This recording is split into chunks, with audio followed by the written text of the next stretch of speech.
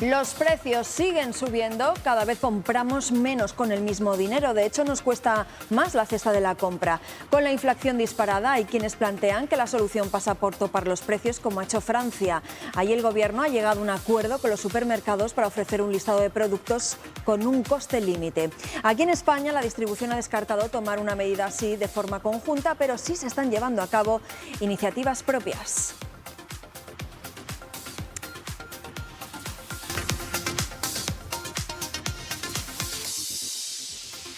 Hola, ¿qué tal? Ese va a ser hoy el tema que vamos a analizar. Lo haremos con la gerente de la Asociación de Supermercados de Castilla y León y también con el coordinador de COAG Castilla y León. Los productores siguen denunciando la gran diferencia que hay entre lo que les pagan a ellos por un producto y el precio por el que luego se vende. También vamos a estar hoy en Burgos. Allí la Audiencia Provincial celebra juicio contra un entrenador de baloncesto acusado de abusar sexualmente de los menores que formaban parte del equipo. Luego nuestros compañeros de Burgos nos contarán cómo se ha desarrollado esa vista. Y estamos a las puertas de la primavera. Va a comenzar el próximo lunes y seguro que quieren saber cómo va a ser. Si va a ser más o menos cálida, si las lluvias van a estar o no muy presentes. Hoy conoceremos la previsión que hace la Agencia Estatal de Meteorología. Y también la actualidad pasa hoy por la celebración de la Interparlamentaria del PP de Castilla y León. Se celebra en Palencia y la ha inaugurado esta misma mañana el presidente del Partido Popular, Alfonso Fernández Mañueco, y del vicepresidente nacional de Coordinación Autonómica, Pedro Royan. Todo esto y más aquí en Está Pasando.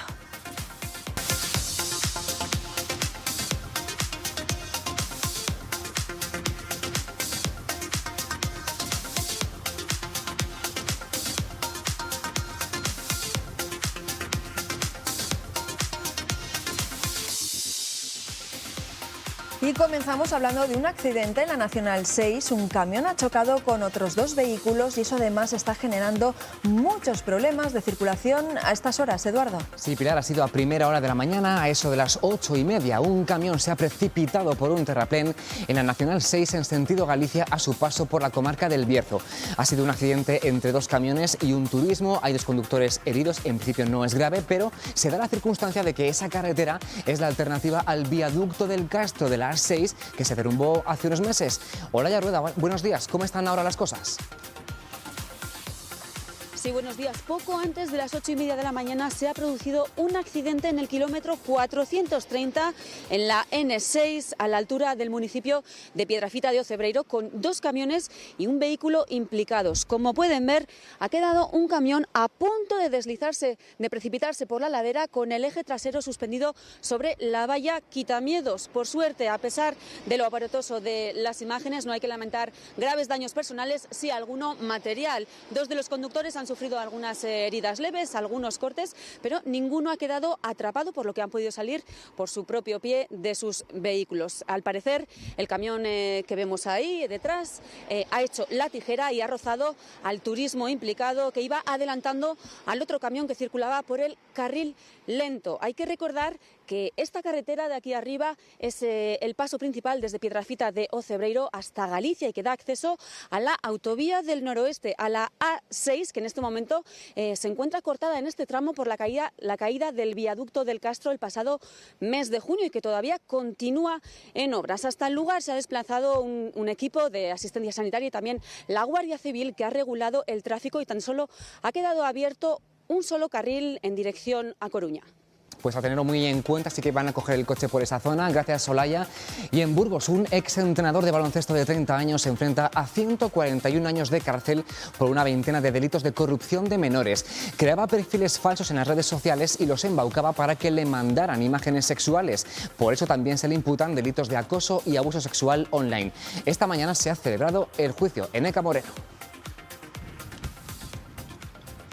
Sí, acuerdo entre las partes. El entrenador acusado por corromper a menores ha reconocido todos los delitos y esto ha posibilitado un acuerdo, una rebaja de 30 años. En concreto, lo que se ha modificado son las penas en una quincena de delitos por corrupción de menores que pasan de los 7 años previstos por la Fiscalía a los 5 años que han llegado tras este acuerdo. Esto significa que estará 30 años menos en prisión, pasa de una pena de 141 años de cárcel a otra de 111. La sentencia será firme en los próximos días. Después, el abogado defensor tendrá que pedir la ejecución de las sentencias para saber las penas reales a las que se enfrenta el entrenador de 31 años que desde el pasado mes de noviembre se encuentra en prisión. El juicio se ha celebrado a puerta cerrada a petición de todas las partes. Gracias, Leticia. No era Neca Moreno, sino Leticia Gutiérrez. Y en Ponferrada, este quinto día de huelga del servicio de recogida de basuras ha comenzado con la denuncia del comité de supuestas irregularidades por parte de la compañía y del ayuntamiento para minimizar el impacto del paro indefinido. En un comunicado aseguran que el consistorio está poniendo a barrer calles y plazas a trabajadores municipales de parques y jardines y apunta a que el técnico municipal encargado de vigilar el cumplimiento del contrato acompaña a los camiones de servicios mínimos para agilizar la recogida. También señalan que la empresa FCC ha ordenado a trabajadores de la contrata de limpieza viaria a realizar tareas de recogida que están prohibidas en el pliego de contratación. Bueno, esta primavera, como saben, nos esperan elecciones, las elecciones municipales del próximo día 28 de mayo. Los partidos políticos siguen calentando motores antes de la campaña electoral y hoy el PP de Castilla y León celebra su interparlamentaria y lo hace además en Palencia. Además del presidente de los populares en la comunidad, el acto cuenta con la presencia del vicesecretario de Coordinación Autonómica y Local del partido, Pedro Royan, o también del portavoz del PP en el Senado, Javier Maroto.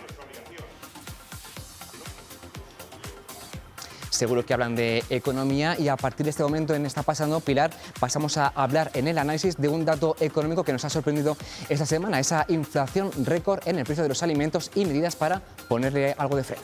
Sí, está siendo una semana de malas noticias para el bolsillo de los consumidores. Los precios siguen subiendo. El martes conocíamos precisamente los datos del IPC y ayer el Banco Central Europeo volvía a aumentar los tipos de interés, lo que se traducirá en un incremento de las cuotas de las hipotecas. Así que las familias pierden poder adquisitivo y muchas tienen que hacer esfuerzos para llegar a final de mes. Los precios en algunos casos se multiplican hasta por 9 al pasar del campo a la mesa, lo advierte ECOAG, que hace un seguimiento de los precios todos los meses. Vamos a profundizar en todo ello y vamos a saludar a Isabel del Amo, que es gerente de la Asociación de Supermercados de Castilla y León. Isabel, gracias por estar aquí. Además, te lo agradecemos doblemente porque sabemos que ha sido una semana de muchos compromisos, así que gracias por el esfuerzo. Así es, y encantada de estar con vosotros. También está aquí en el plató Lorenzo Rivera, que es coordinador autonómico de COAG. Lorenzo, gracias por estar con nosotros. Un placer estar con vosotros y aclarar lo que se pueda. Eso es. Y también hemos invitado a este programa, nos atiende por videoconferencia, José Luis Rojo, que es catedrático de Economía Aplicada de la Universidad de Valladolid. Gracias. Hola, gracias a vosotros por vuestro interés. Bueno, pues como siempre nos gusta hacer, vamos a situarnos en el contexto con cifras, con datos. Hablamos de subida de precios en la semana en la que hemos conocido que la inflación continúa su escalada. Eduardo. ¿Y de qué manera, Pilar? El martes supimos que los precios subieron un 6% en febrero respecto al año pasado, un 6,5% si hablamos de la inflación aquí en Castilla y León. Y lo que empujó hacia arriba el coste de la vida fue la vivienda, el ocio y la cultura y sobre todo la alimentación. Solo ese grupo de productos de alimentación subió un 16,6%. En enero había subido un 15% respecto a enero del año anterior. El coste de las materias primas, la energía, el combustible y el transporte siguen haciendo que sea más caro. En esa estadística del martes, el INE destacaba que el aumento interanual de esos precios estaba influido pues, por las legumbres, las hortalizas, casi un 24% más caras, la carne y el pescado un 14%, el pescado y el marisco, mejor dicho, un 11%, pero es que además estos otros productos que ven aquí son los que más han subido en febrero respecto al mismo mes del año pasado. El azúcar, casi un 53%, los aceites un 33%, los huevos un 28% o el pan y los cereales un 23% más. ¿Y qué respuestas están dando a esto? Pues en España la parte del gobierno de Unidas Podemos venía reclamando topar los precios de los productos básicos, el PSOE no lo veía del todo claro y entre tanto en Francia el gobierno sí ha pactado con los supermercados bajar los precios de algunos productos. El acuerdo es, vale, reduzco mis márgenes, rebajo los productos básicos que yo quiera y lo hago hasta junio, por eso lo han llamado trimestre antiinflación y así lo pone en una etiqueta en los artículos seleccionados. Y en España, quien ha dado ya Un paso es Eroski por su cuenta y en solitario, con un eslogan mucho menos técnico. Desde ayer ofrece una cesta de más de 1000 productos entre alimentos y otros para casa o el cuidado personal. Más de la mitad no llegan a 2 euros y 200 cuestan menos de 1 euro.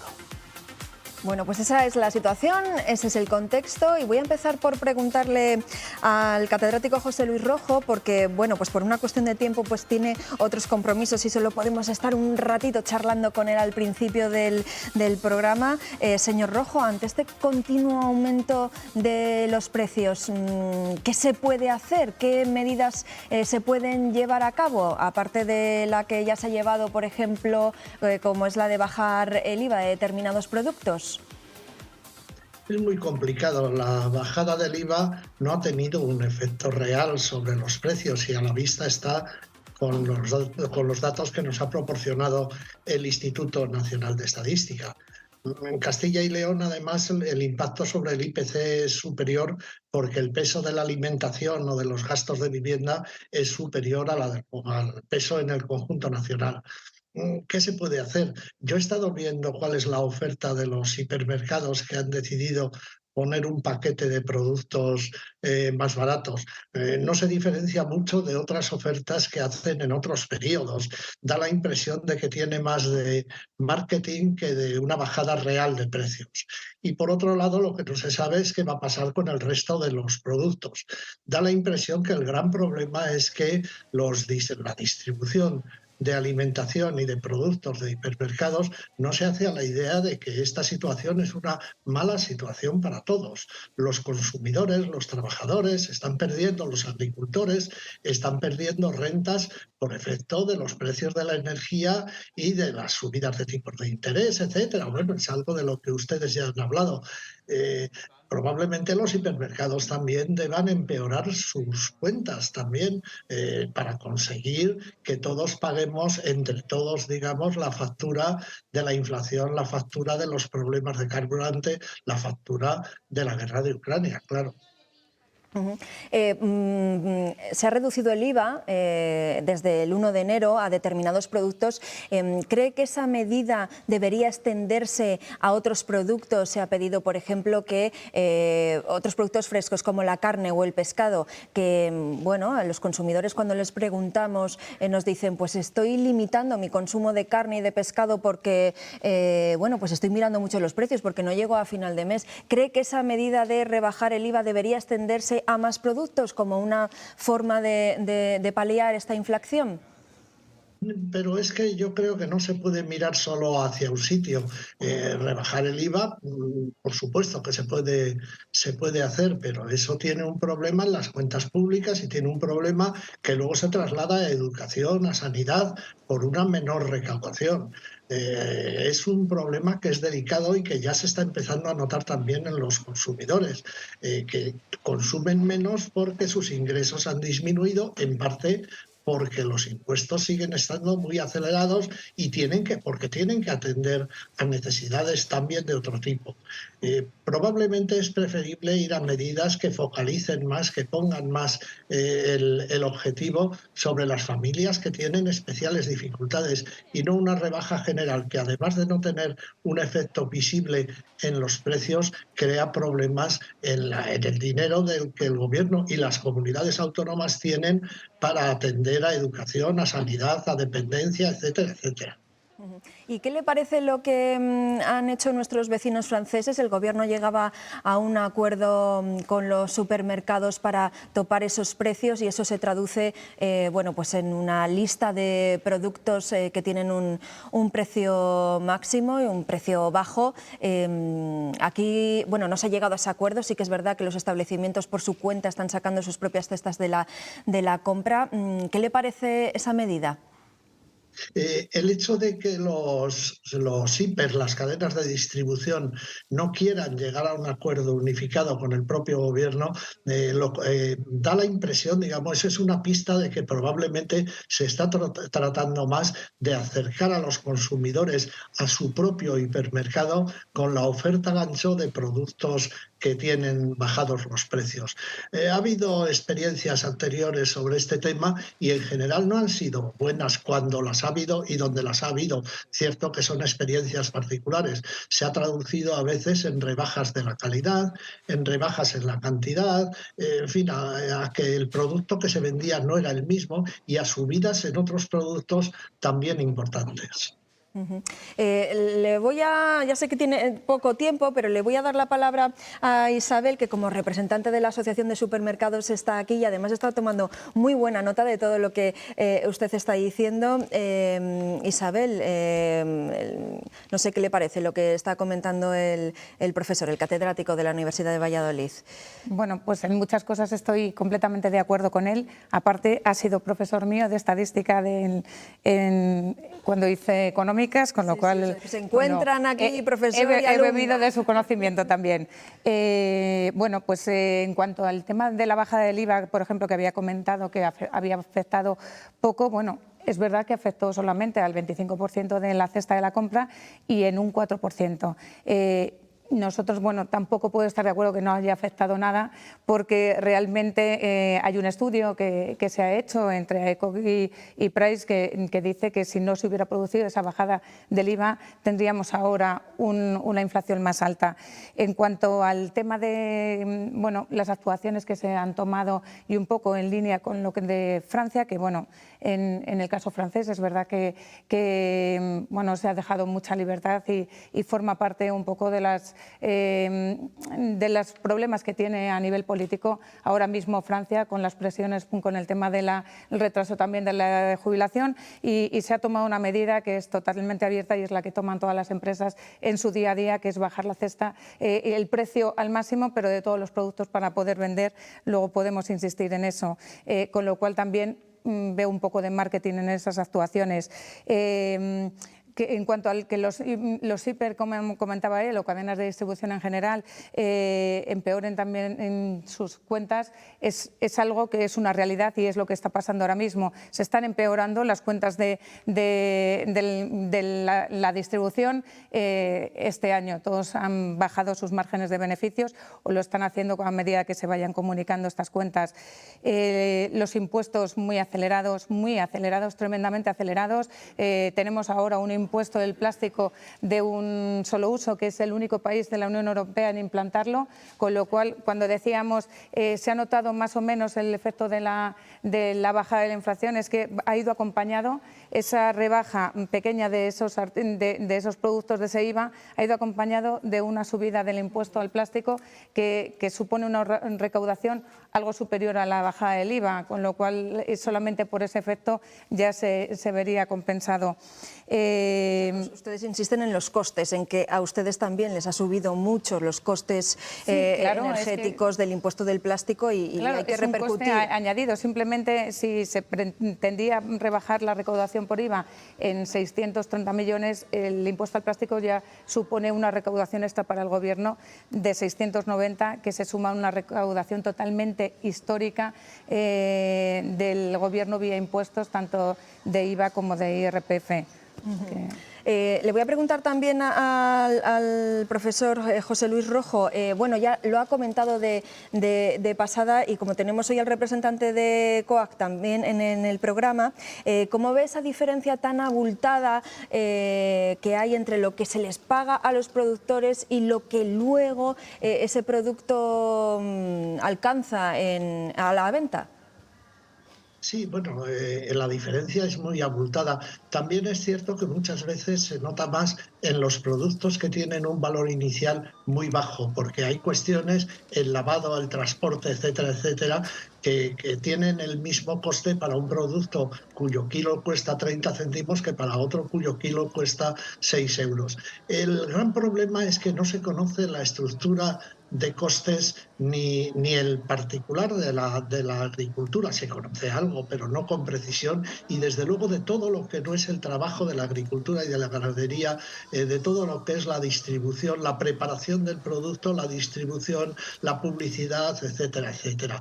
Esa estructura de costes por producto no se conoce, no es conocida. En otros sitios sí que es más conocida. Sería bueno conocerlo para ver dónde está el problema. El problema problema está en las medidas de transformación que tienen que ver con la sanidad del producto, o tienen que ver con el aumento de los márgenes, o tienen que ver con... realmente no lo sabemos. Esas estadísticas sería importante que mejoraran y entonces podríamos tener una opinión más formada. Y de hecho hay una ley de la cadena alimentaria que nació para lograr unas relaciones comerciales pues más equilibradas, más justas entre todos los agentes, pero Lorenzo, de momento no se ha logrado, ¿no? Que con esa ley bueno, pues los precios para ustedes estén más equilibrados. Pues no, efectivamente no, porque nosotros llevamos haciendo este estudio del IPO desde hace 15 años, del 2008, y he tomado la curiosidad de mirar el 2008, que fue cuando empezamos a hacer este IPO, y teníamos unos diferenciales de precio en naranja, en clementina, del 2.200%, o sea que nos echamos a la cabeza las manos con un 800, un 900%, multiplicar por 8 por 9 el precio del producto, incluso por 10, cuando ya en el 2008 el limón o la clementina se multiplicaban por 22 y por 18, ¿no? Entonces creo que en general todo el índice de precios de origen a consumidor, a destino, está por encima del 4% desde todos los años que hemos venido estudiando esta influencia, y ahí lo que tú dices, hay una cadena de valor dentro de la cadena alimentaria y no hay ese equilibrio que debería haber entre el productor y la industria distribución. Luego, ¿quién paga todo esto? Pues en definitiva el consumidor final, que es quien está pagando unos precios desde nuestro punto de vista superiores a lo que en las condiciones normales, y habría un equilibrio si al productor se le paga su justo precio pagándole también sus costes de producción, que se pueden explicar y especificar perfectamente dentro de esta ley de la cadena, y no tendría que haber abuso o, como puede haber algunas veces, pues yo creo que especulación. Y la especulación la sufrimos también nosotros, porque hemos sufrido especulación en los fertilizantes. No en vano, las 9 empresas de fertilizantes del mundo mayores y que manejan más del 70 al 80% de fertilizante han tenido multiplicado por 5 sus beneficios en el año 22 con respecto a antes de la pandemia. Luego, especulación hay en todos los eslabones. Bueno, pues enseguida vamos a ver con ejemplos concretos esas diferencias, ¿no? De lo que a ustedes se les paga por lo que luego se vende ese producto. Voy a despedir ya al profesor, a José Luis Rojo, al catedrático de Economía Aplicada de la Universidad de Valladolid. Muchísimas gracias por haber estado con nosotros. Claro, ya al consumidor, una última pregunta muy breve. ¿Qué nos queda para combatir la inflación? Usted, como economista y como consumidor también, denos algún consejo para sobrevivir estos tiempos. Pues reconocer que las rentas de los consumidores y de la población en general se han disminuido. Es decir, somos unos consumidores más pobres, claramente más pobres, y aquellos que encima tengan que pagar un préstamo, y sobre todo aquellos que tengan que pagar un préstamo hipotecario que tienen a medio pagar, pues esa gente es bastante más pobre todavía que los que no tengan préstamos vivos. Eso es lo fundamental, reconocer que somos más pobres y que hay cosas que por otro lado deben salvarse, como son la sanidad, la educación, los servicios sociales, la dependencia, reconocer qué es lo más importante, qué es lo menos importante, y luego procurar también, claro está, analizar el comportamiento de las cadenas de distribución, de la importación de productos, etcétera, etcétera, de todo el proceso que conduce hasta el consumidor. Muy bien, vamos a tener que seguir capeando el temporal. Muchísimas gracias, profesor José Luis Rojo, gracias por habernos atendido. Gracias a ustedes y suerte. Gracias. Isabel, iniciativas como la que han puesto en marcha el gobierno francés. Aquí, ya en su día, Isabel, en otro programa anterior, bueno, pues vimos que no apostabais por llegar a un acuerdo de ese tipo, sí, bueno, pues por tomar iniciativas por separado. Un acuerdo ahora, en este momento, viendo un poco que la inflación sigue subiendo, que los precios de los alimentos siguen subiendo, ¿se replantea de alguna manera desde el punto de vista de la distribución? Bueno, es que cuando hablamos de medidas muchas veces se confunden y se mezclan las cosas, ¿no? Hablamos muchas veces en ocasiones de medidas para topar los precios. medidas para topar los precios no las podemos tomar. Es una opción totalmente inviable. ¿Y por qué es inviable? Pues porque los precios se conforman a lo largo de una cadena. Y tenemos una ley de cadena alimentaria, como se ha comentado antes, que forma los precios a raíz de los costes, ¿no? Y esa ley de la cadena se tiene que conformar desde los productores, pasando por la industria y llegar a la distribución. Eso es lo que es, creo que ahí estaremos de acuerdo también, sí, Lorenzo, ¿no? Y ahí tenemos una ley de la cadena que además nos dice que se tiene que cubrir en todo momento, cuando alguien vende un producto, tiene que haberse asegurado que ha cubierto los costes de producción de la empresa, el productor, el que se lo compra. Eso pasa a lo largo de toda la cadena. Es verdad que los consumidores es en el supermercado, en el punto de venta o cualquier comercio donde realizan el acto de compra, donde dejan su dinero, ¿no? Y decimos, se paga en el supermercado, pero eso que están pagando en el supermercado tiene que remunerar a toda la cadena, desde el productor, pasando por la industria y la distribución. Si topamos los precios y los costes suben, eso que nos va a repercutir nuestro productor, ¿quién va a pagar ese diferencial? Si nosotros decimos que este producto no puede pasar de 1 euro y los costes te indican que ese es 1,20 €, pero no pueden subir, ese diferencial de 20 céntimos, ¿quién lo va a soportar? Bueno, simplemente por decir que además en esta cadena los márgenes más estrechos se van estrechando a medida que se acerca al consumidor, y los márgenes de la distribución, que son conocidos, están en torno al 2%. O sea, no puede asumir esas diferenciales. Lorenzo, ¿coinciden que no es la solución topar los precios? Desde su punto de vista y sobre todo para ustedes, ¿les beneficiaría o les perjudicaría? Yo creo que perjudicaría a toda la cadena.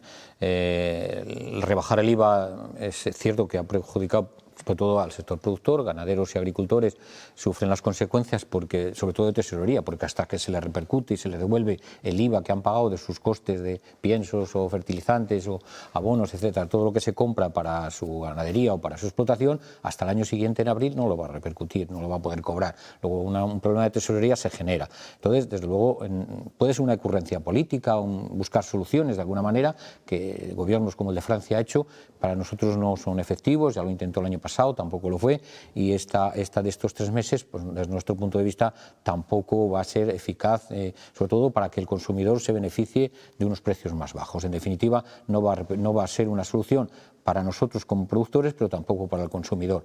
Son medidas políticas que yo creo que toman in extremis para intentar, pues bueno, quedar bien ante los electores. Y ustedes, desde la producción, ¿qué proponen para intentar limitar un poco este aumento de los precios como productores y también como consumidores, que imagino que sufren, ¿no?, las dos cuestiones? ¿Qué plantean? Bueno, nosotros creemos que la clave de esto es generar o crear un equilibrio justo en las 3 eslabones de la cadena, ¿no? Que cada uno se lleve la parte correspondiente, porque todo el mundo está aquí para ganar dinero y tener, pues, unos beneficios en la empresa. Una cosa es que a lo mejor el sector productor, todo este tiempo atrás, hemos estado en una cuestión, siempre en muchos productos, en pérdidas y vendiendo sin cubrir nuestros costes de producción. Hablas con la industria, que es la que a nosotros le vendemos, y siempre dice que es la distribución la que le aprieta y no le paga más. La distribución dice que es la industria la que le pone los precios.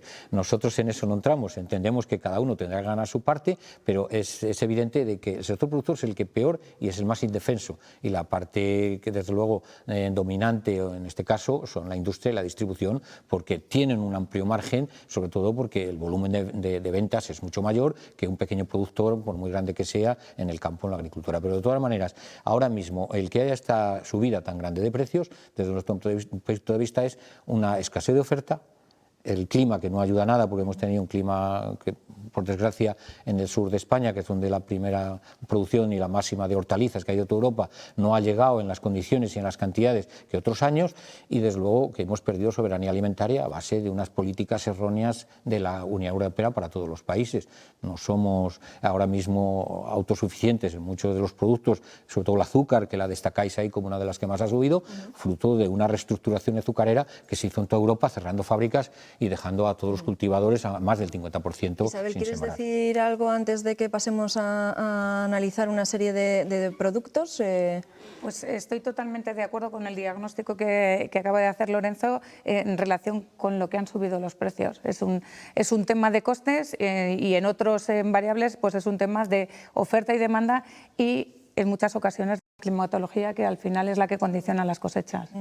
Claro, lo que a los consumidores nos sorprende es cómo un alimento por el que el agricultor recibe menos de €1 lo encontramos a la venta por 6 euros. Eduardo, ¿tú tienes algunos ejemplos de estos márgenes? Sí, cada mes, Pilar, organizaciones agrarias como COAG publican un boletín de precios con lo que se paga al agricultor y al ganadero por sus productos y lo que pagamos luego en la tienda, es decir, de un punto a otro extremo de la cadena. El último informe es del mes de febrero y arroja datos llamativos como estos, sobre todo el del ajo, por ejemplo. En origen se pagaba a 61 céntimos de euro el kilo, pero luego nos cuesta casi 6 euros, vamos, casi un 900% más. La aceituna de mesa también se incrementa su precio un 500%. No lo hemos puesto aquí, pero verduras y hortalizas como la alcachofa, la cebolla, la patata o la lechuga también son 4 o 5 veces más caras en el mercado. Las frutas no se libran. COAG destacaba los limones y los plátanos entre 33 y 34 céntimos de euro el kilo en origen y luego a más de 2 euros en la tienda. En el apartado ganadero, el cordero se paga a 4 euros el kilo y la ternera a algo menos de 6. Luego en la tienda su precio se multiplica por 3 o por 4. Esta misma semana, por cierto, el consejero de Agricultura decía que bueno, pues espera tener operativo el observatorio de precios de la cadena alimentaria en los próximos 3 o 4 meses. Vamos tarde, Lorenzo, ¿y para qué va a servir ese observatorio? Porque tengo entendido que se recogen una serie de datos, como los que podáis recoger vosotros. Yo no sé si bueno, esa información, ¿cómo puede ayudaros a que esos márgenes no sean tan desorbitados? ¿En qué medida? Pues ayudan mucho porque a la hora de hacer esos contratos que son obligatorios con la industria a la que nosotros le vendemos como productores, pues tienen que ir reflejados los costes de la producción del producto que nosotros le vendemos. Y ese observatorio es lo que va a hacer, definir que ese ajo, por ejemplo, o el azúcar ha tenido un coste de producción en el productor de tanto por hectárea o tanto por kilos, que después es el contrato que tiene que reflejar y tiene que subirse a la red allí en el Ministerio de Agricultura para que esos contratos queden todos reflejados.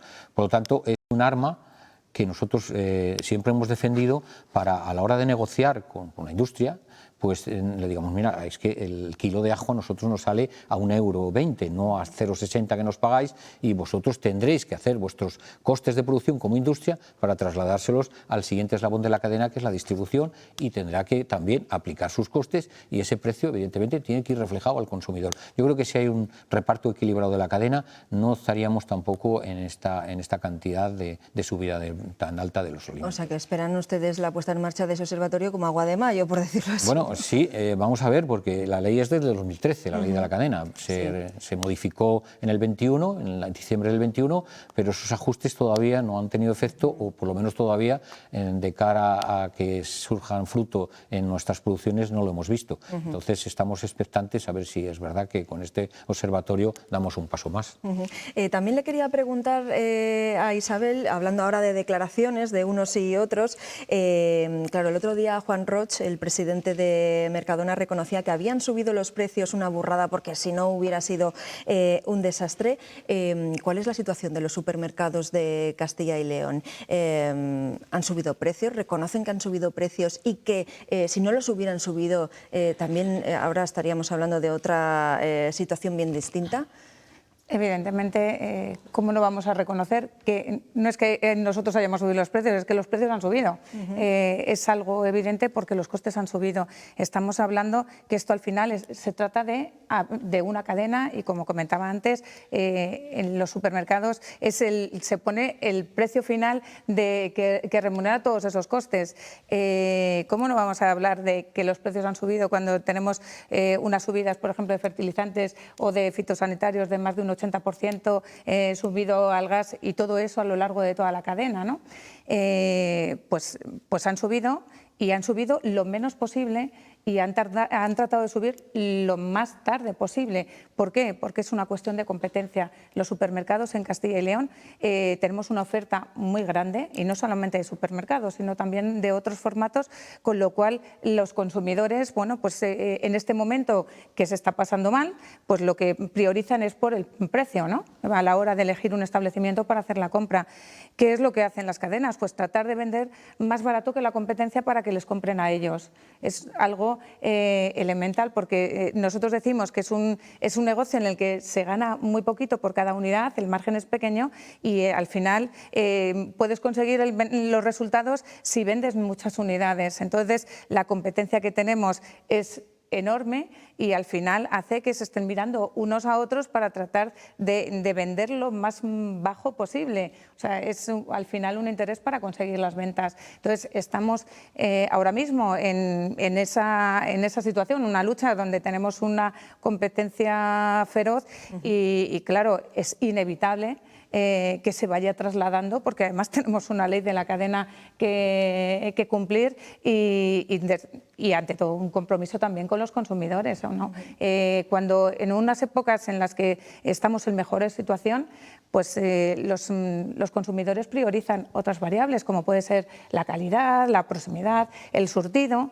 Pero ahora no, ahora es el precio, y cuando los precios están más altos, los márgenes se ajustan, porque ese otro valor que dan los consumidores a los productos, como puede ser, bueno, pues voy a apostar, cuando los precios son bajos, puedes apostar por la calidad, por mayor valor en el producto, pero cuando los precios están caros, al final, con el precio como condicionante, es lo que hace que entremos en esa guerra, ¿no?, de precios, a diferencia de otros periodos que lo tenemos reciente. Hace unos años, ¿no?, teníamos otras crisis y siempre estaban basadas en que al final vendíamos barato y llegaba, ¿no?, se quejaban los productores que se les recortaba porque no se llegaba a ellos. Ahora es claramente la cadena, empieza el precio a conformarse desde el productor hasta el consumidor y no puede ser de otra forma.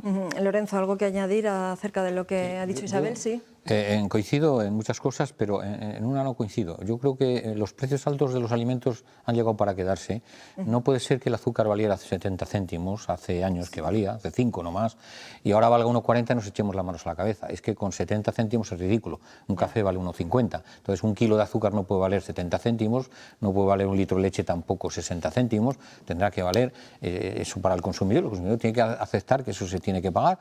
Lo que, bueno, vamos a ver los márgenes que tenemos cada uno dentro de esta cadena, pero desde luego la alimentación va a estar, no sé si al 16% siempre, pero bastante más cara de lo que hemos tenido estos años atrás. Muy bien, pues ya vemos que es un problema que tiene muchas derivadas, que tiene muchos factores y circunstancias para analizar. Isabel, Lorenzo, gracias por haber estado con nosotros aquí analizando este tema, y seguro que vamos a seguir hablando de ello, porque eso, como dice Lorenzo, no tiene pinta de que esto vaya a bajar los precios. Gracias a los dos. Vamos a hacer una pausa para la publicidad, pero enseguida volvemos. Ya saben que estamos muy pendientes de la actualidad, de lo que está pasando en Castilla y León, así que enseguida regresamos. Hasta ahora.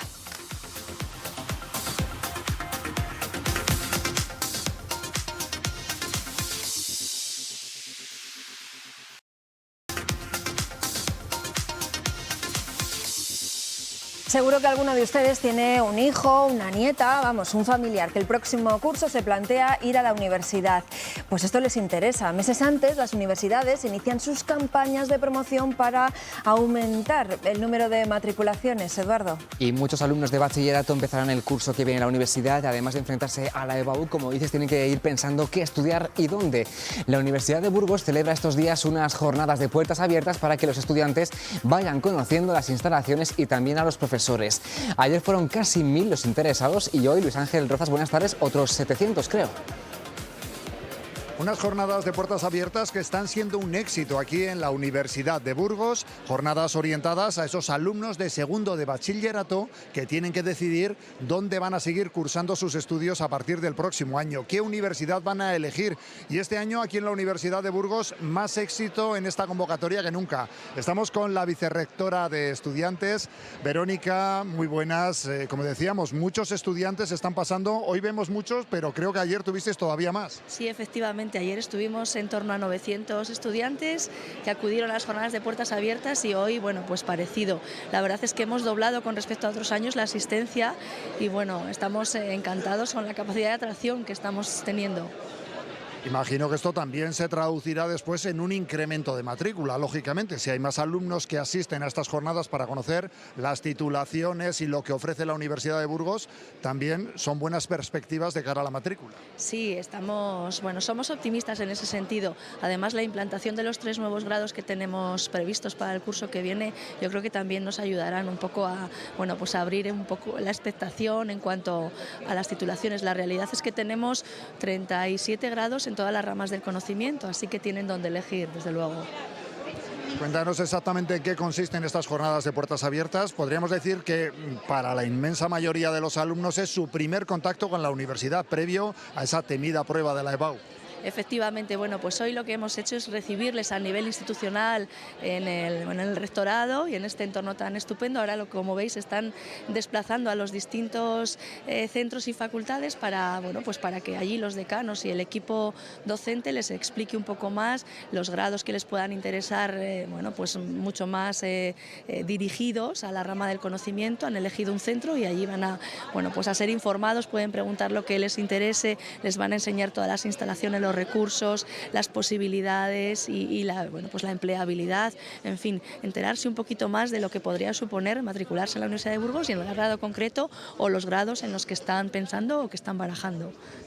Importante conocer un poco más con detalle, ¿no? En nuestra época no existía esto. Tú te matriculabas, elegías universidad y hasta que llegabas el primer día a clase no habías visto nada de las instalaciones. Nada, efectivamente, no había opción. Yo creo que estas jornadas son magníficas para poder, bueno, una primera toma de contacto, una ventanita con lo que puede ser el ambiente universitario, las instalaciones, los sitios, los recursos humanos y técnicos que disponemos y bueno, pues para que se hagan una primera idea, una primera composición del lugar. De todas las maneras, bueno, las primeras sesiones de puertas abiertas tenemos también habilitado un sistema para visitar los centros de manera personalizada de aquí hasta mayo y además el 14 de abril tenemos la jornada de puertas abiertas para familias, para que vengan a partir de las 7 de la tarde. Bueno, pues estarán todos los decanos a disposición de las familias y también bueno, pues el equipo rectoral. Lógicamente son alumnos de centros de secundaria de la provincia de Burgos, pero entiendo que estas jornadas de puertas abiertas también están abiertas, valga la redundancia, a alumnos procedentes de otras provincias que se quieran matricular también en Burgos. No sé si son muy numerosos y a raíz de la pandemia también ha aumentado ese número de desplazamientos desde otras zonas del país. Bueno, pues tenemos algún grupo ha venido. La verdad es que, claro, están en un curso complicado, pero sí que hemos tenido, por ejemplo, estudiantes que han venido de Soria, estudiantes que han venido de Palencia, por ejemplo, y sí, bueno, de toda la provincia, pues muchísimos, prácticamente todas las poblaciones que tenemos con instituto se han desplazado hasta estas jornadas y de la ciudad también, yo creo que prácticamente todas. Este año la verdad es que ha sido un éxito. Muy bien, pues muchísimas gracias, Verónica. Pues bueno, este es el ambiente. Bueno, el ambiente la verdad es que ya se ha despejado un poquitín porque ahora los alumnos ya se van desplazando por grupos a visitar las diferentes facultades o escuelas, aquellas en las que están interesados, para conocer cómo es ese ambiente universitario en este primer contacto que han tenido hoy con la Universidad de Burgos. A ver si muchos eligen precisamente esa universidad para estudiar. Gracias, Luis Ángel. Y precisamente un profesor de la Universidad de Burgos está detrás del primer manual de aprendizaje español árabe moderno. Hasta ahora no había ningún volumen de este tipo para aprender los dos idiomas. Él es Fernando Pérez del Río y es coautor junto a la doctora Manar El Jalwani, creo que lo he dicho bien, y los saludamos ya en directo. Muy buenas tardes. Buenas tardes, has dicho bien el apellido, muy bien. Bueno, me alegro, yo tengo una primera lección aprendida. Bueno, son el español y el árabe dos idiomas muy extendidos en el mundo, los habla mucha gente. ¿Cómo es que hasta ahora no había un manual de este tipo para aprenderlos? Bueno, pues esta es un poco la cuestión, es decir, que a mí me llamó muy poderosamente la atención que dos grandes lenguas pues no hubiera un manual, porque todos los manuales que existen son de árabe clásico, ¿no? Y entonces el árabe clásico lo que ocurre es que tú lo estudias en España, tú, un filólogo, un estudiante, alguien que tenga interés, y vas allí y no te entiendes. Entonces esto es verdaderamente increíble. O sea, cómo se está enseñando un idioma, ¿no? Sí. Que después no es útil, porque es el árabe clásico, para que la gente lo entienda, es como el latín para nosotros, no sé, salvando un poco las distancias, o como que tienes que estudiar latín y después tienes que estudiar español. Porque ellos es lo que te dicen, ¿no? Estudia primero el árabe clásico y después la variante que quieras. Entonces, la gran pregunta es, esto es lo que ellos nos venden, pero si lo vemos desde nuestro punto de vista, un hispanohablante, ¿qué variante tendría que estudiar real para entenderse en Oriente Próximo, ¿no? Esta es la cuestión. Y esto es un poco lo que hemos creado la profesora Manar y yo. Claro, estaba yo pensando justamente eso. Digo, habrá mucha gente que ya estudie árabe y dirá, ya tengo un manual, ya sé, pero es un árabe clásico. ¿En qué se diferencia del moderno y qué va a poder encontrar en este manual para poder hablar ese árabe moderno? Sí, bueno, no te he entendido.